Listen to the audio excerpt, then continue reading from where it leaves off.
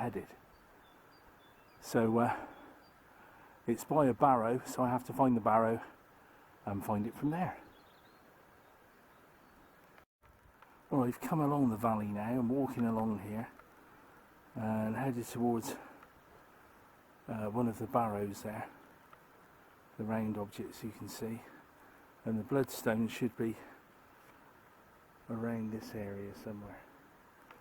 So I'm hoping I can find it and satisfy my curiosity in a strange way.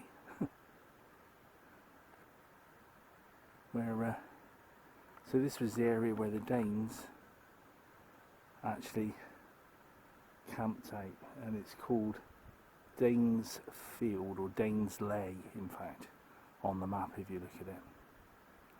And headless skeletons were found in the area down here, which I'll be going to later or in a while, and we'll have a look around that area too. But very interesting. I mean, I've lived just up the road and didn't even know this place existed, so it's just some interest to have a look here. Well, it's incredible to think that this area here, there would have been thousands and thousands of Danes camping here, using the water supply in the valley, which I'm going to mudlark and try a bit of magnet fishing in later. But truly an incredible place. Look at this. You can imagine the cover they had here was immense. They couldn't be seen at all. Well, here we are. This is the bloodstone. So 1142 years ago, Battle of Ethandun, or Ethingen, now the village is known as Eddington. This stone here was used to behead Danes on. So they found up to 5 skeletons at the moment, so it confirms that. But absolutely amazing. You can't get better history than this. It's a sarsen stone, and it is still stained red. It's known locally as the bloodstone. Truly incredible. I am really, really impressed with this. Just this stone in the middle of nowhere with such a story behind it. You just can't get any better than this. This truly is history. Not a very nice history, I'll admit, in some ways, but look at that stone. Incredible. In every way, absolutely phenomenal history in our hands. So history, by word of mouth till only a few hundred years ago, is what we have to rely on. It shows us where our past has come from, and it is damned interesting, really. So I'm going to head from here now, down to the valley floor, down to the spring, and see what we can find there. Really interesting, looking forward to it. And you can see as I'm walking down to the edge of the valley here, it is really, really steep. So I'm bound to fall over, but we'll give it a try. So you can see now that this really peaceful valley, over 1,000 years ago, was an area of complete bedlam, I should imagine. Troops and people running around and everything else. And legend has it that they were actually, a lot of the Danes were held in this area and starved out, and as they came out they were executed on the bloodstone by beheading. So quite grim in some ways.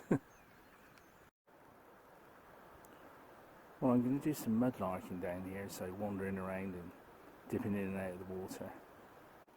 Well, this is where I'm going to start my mudlarking, but as you can see, it's after 1,142 years. Likelihood of turning anything up might be remote, but you never know. You can see there's something quite interesting here. It looks like a stone of sorts. Let's have a look. Oh. Try again.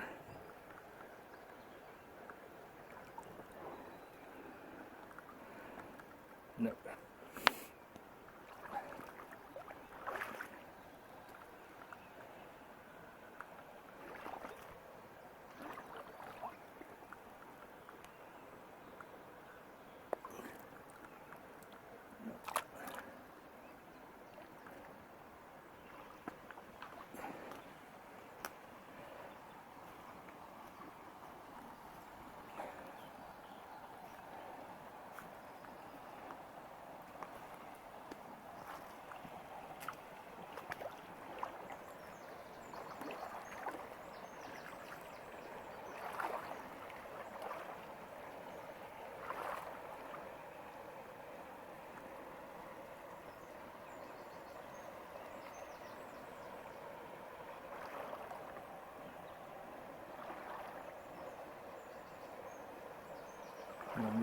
further on.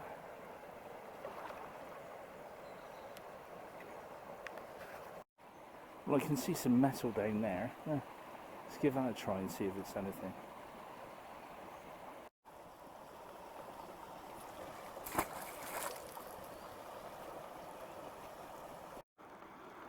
Well, just an old piece of iron slag by the looks of it. Well, not very first century, just a metal bolt there with a nut on one end and a piece of iron slag. Well, just another piece of iron slag, so brings me to the thought they must have been doing some smelting down here at some time in history as well. Well, at this area here, the water comes directly out from Salisbury Plain, real true fresh water. So I'm going to mudlark around here and throw in with the magnet as well.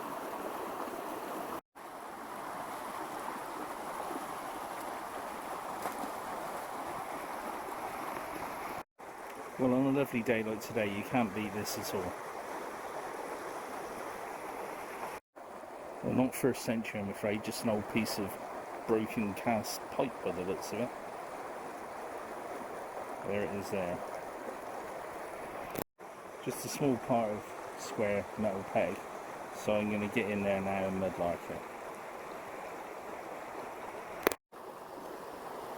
We can see I'm looking down in the water now, see if I can find any old bits of pottery or anything else that might give me an indication as to what went on here.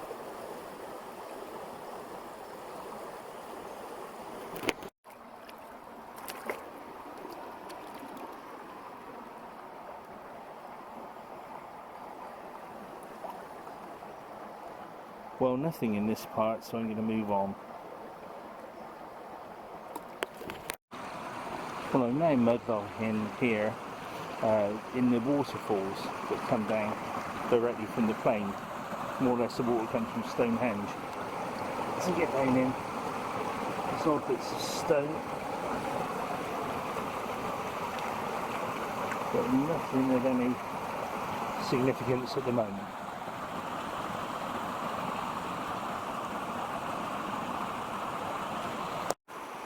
Well, this truly is an amazing place. Look at this. Absolutely fantastic. It's where the water is exiting direct from the plain, the water table that's in line with Stonehenge, and ends up coming to here. You don't see sights like this every day. Absolutely fantastic.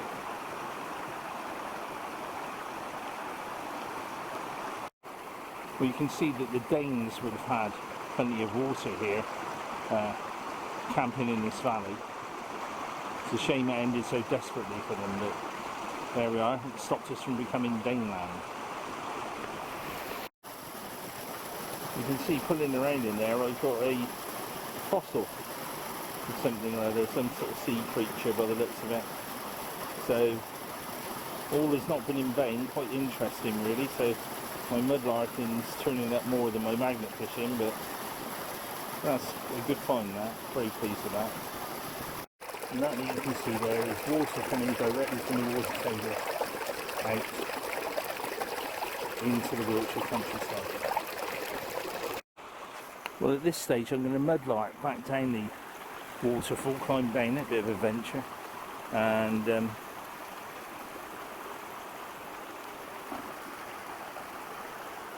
to then follow the path of Alfred as opposed to the Danes. So you know the Danes didn't come off very well through it, so we'll see how things go on that. But what a place this is, fantastic. Well, move on James, find some more. And another fossilised piece in the chalk there. Probably would have been a leaf or something looking at it, but all very interesting.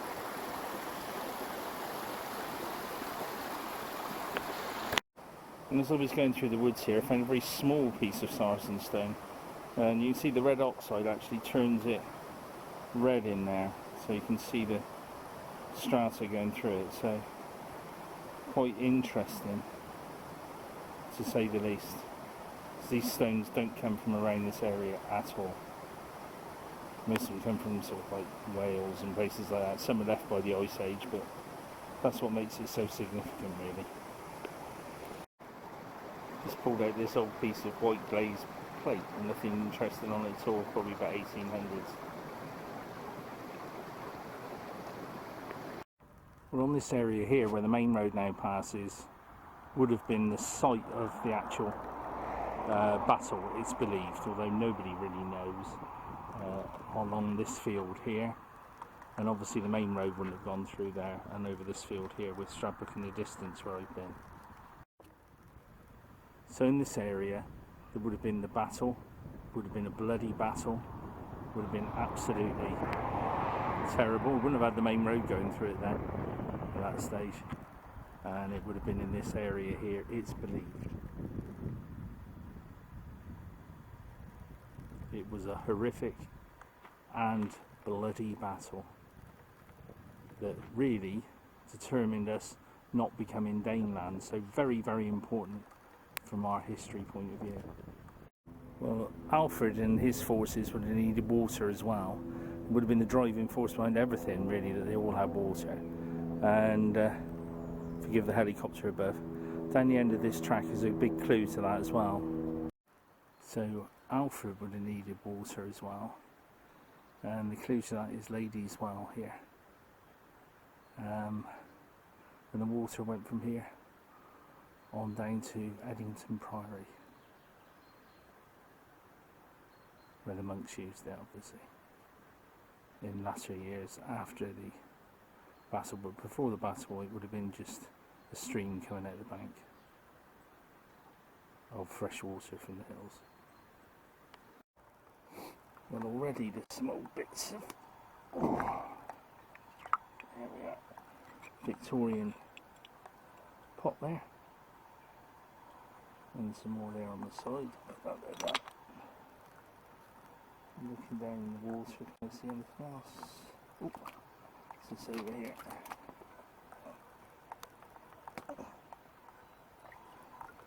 Another piece of old pottery.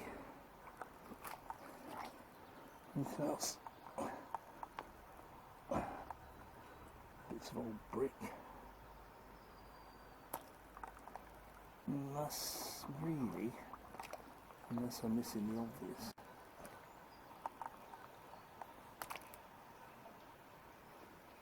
Something a bit hot. Yeah. Got a little bit of iron there. A bit of iron pots in it. Galvanised on one side. And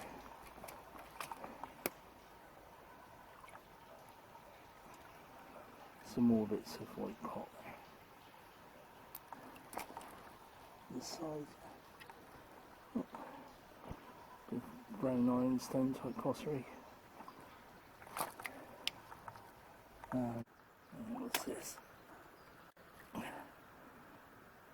Just a little bit of metal pipe.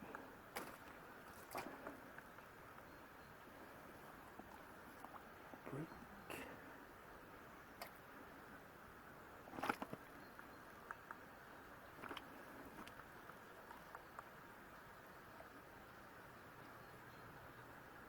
Stones. That's about it at this spot, I think. Move on.